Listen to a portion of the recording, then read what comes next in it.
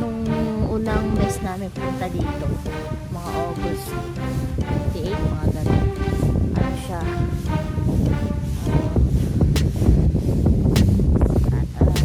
yung iba ginagawa pa like yung mga ayan, mga container van, like yung ginagawa. So tapos na yung ibang tiny house. Bilis nga nila gawa kasi last August hindi pa, ayan, itong 5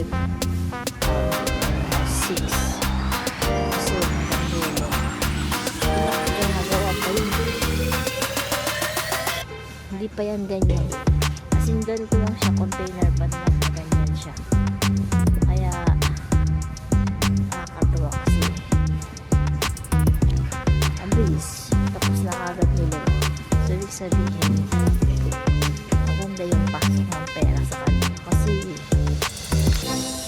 nakabuo na agad sila. So ayun, try natin silipin pwede.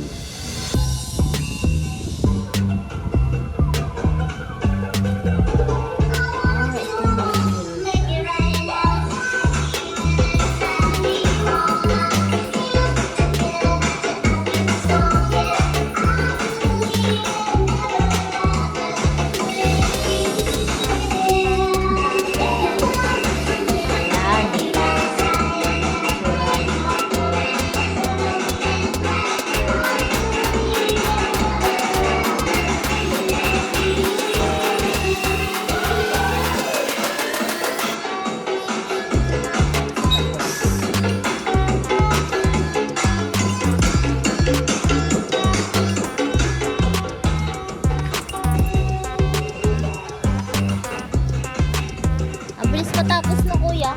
Nung August nandito kami. Ito ginagawa pa yun. Oo. Bilis na. Araw-araw kayong may gawa dito kuya? Ngayon na lang, namigo ko na. Bilis na. Ito yung bank house. Hindi ko alam kung makikita niyo. Pero yung ganyan siya sa loob.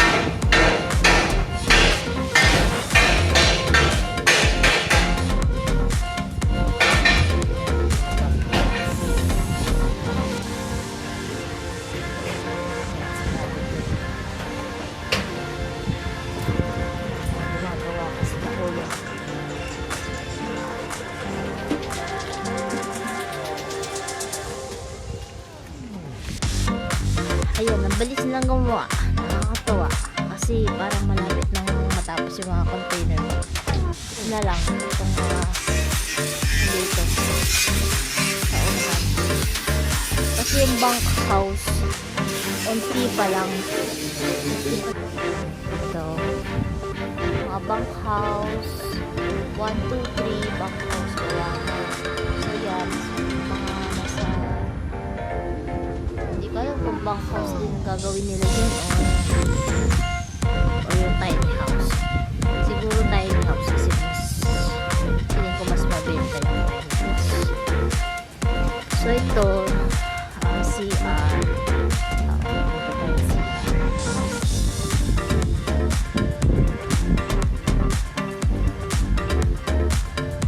shower, toilet area.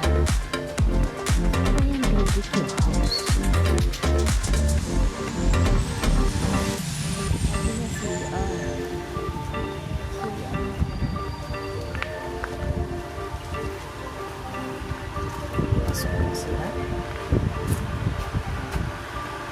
Bali ito, CR yung area.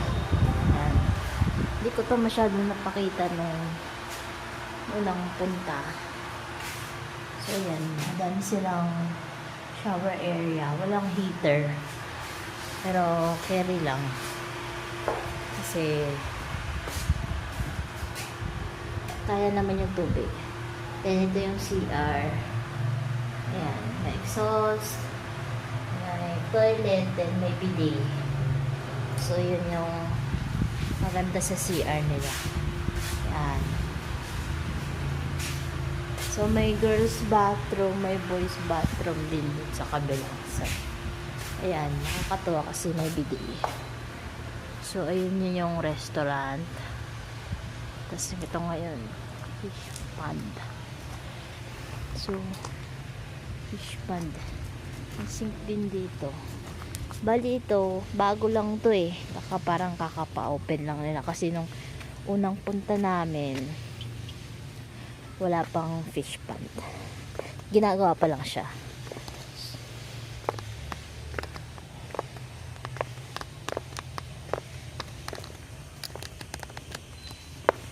So, ayan. Ngayon, ito yung fish pond. Ayan. Parang may mga tilapia sila dito eh. Ayan. May mga isda sila dyan. Feeds daw. Napakain nila ng feeds. Hindi ko alam saan ba yung ano. Ayan yung mga ano. Pwede kang mag-fishing dito. So, may bayad siya. 300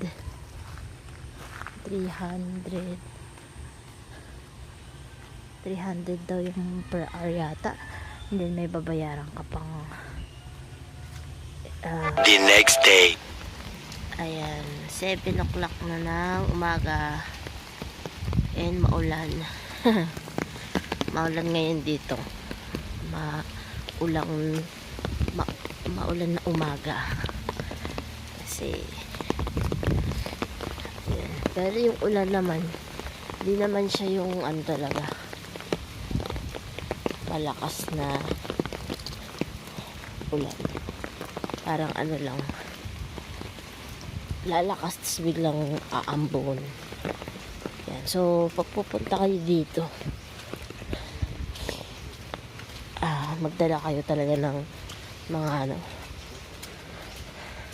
pang ulan kasi unpredictable yung weather dito. So pwedeng malakas ulan, tapos biglang hihina, tapos biglang aaraw.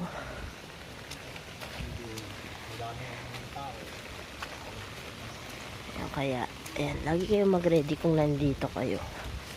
Kahit saan namang lugar. And then ito, ayan, ito yung restaurant. Sabi number 1 in Palawan daw to. Itong restaurant na to. Hindi ko sure kung totoo, pero ayan siya. Ayan, ang ganda. Ganda niya. So ito, papunta na itong grilling station, grilling area. Meron din pala silang grilling area, pero nung nagpunta kami noon, hindi namin alam. Kasi may sarili naman kaming dalang grill. May uhawang kami. So bali dito may sink. Ayan, may sink area. And then yan. So ito yung hindi namin napuntahan. Pero okay lang din kasi pag may sarili kang grill, 'di ba? Mas okay 'yun kasi pwede kang mag-ihaw lang dun sa spot mo. So spot nyo. Pwede ka na yung lalakad pa dito kasi yung campsite area namin is tabi ng ilog. Doon pababa. So ayan. Ayan. Nakaka-relax dito. Kasi daming puno, daming halaman. So parang maramdaman mo na fresh talaga yung hangin.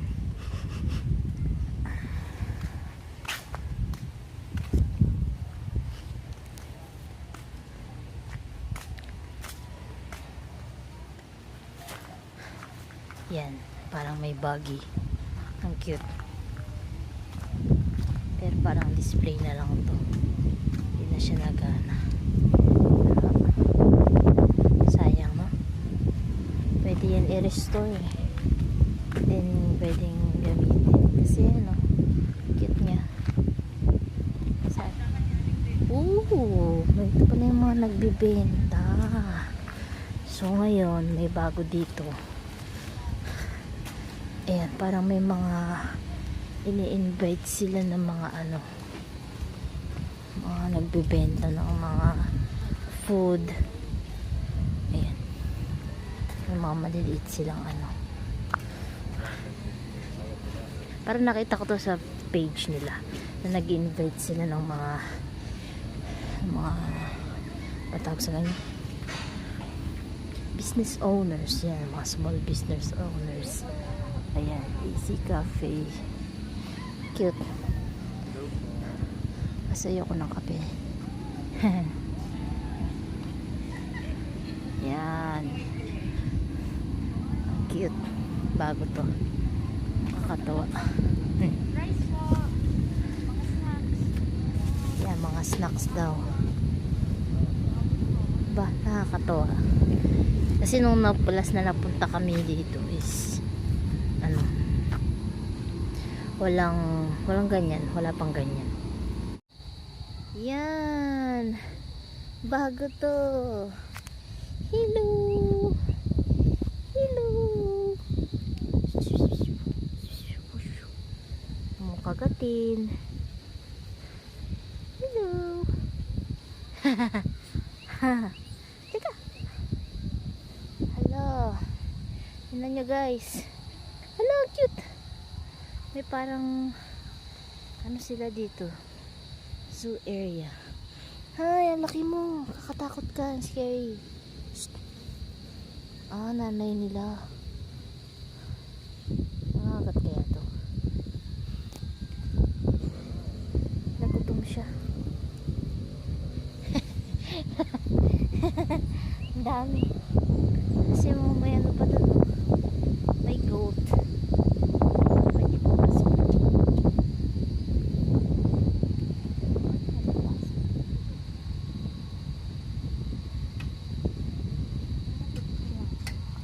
Ayan pa, may isa pang sumusunod sa akin. Dagi!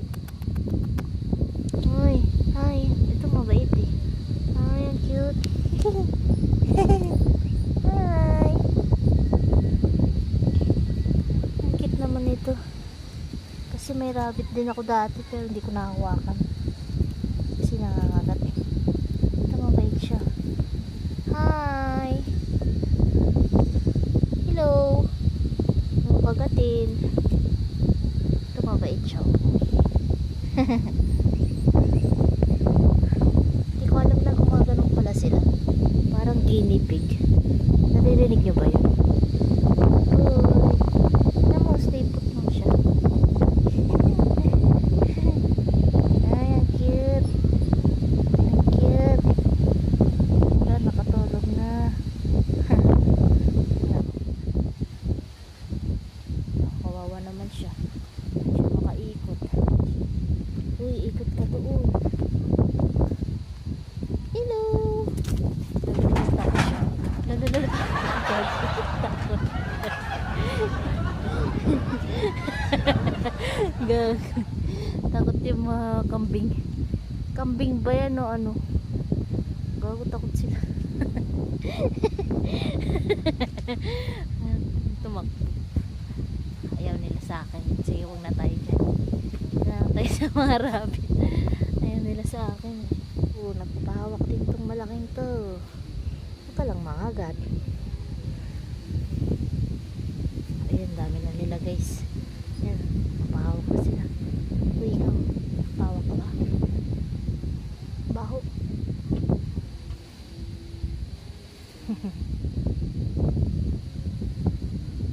Ito, nagpapahawak siya eh.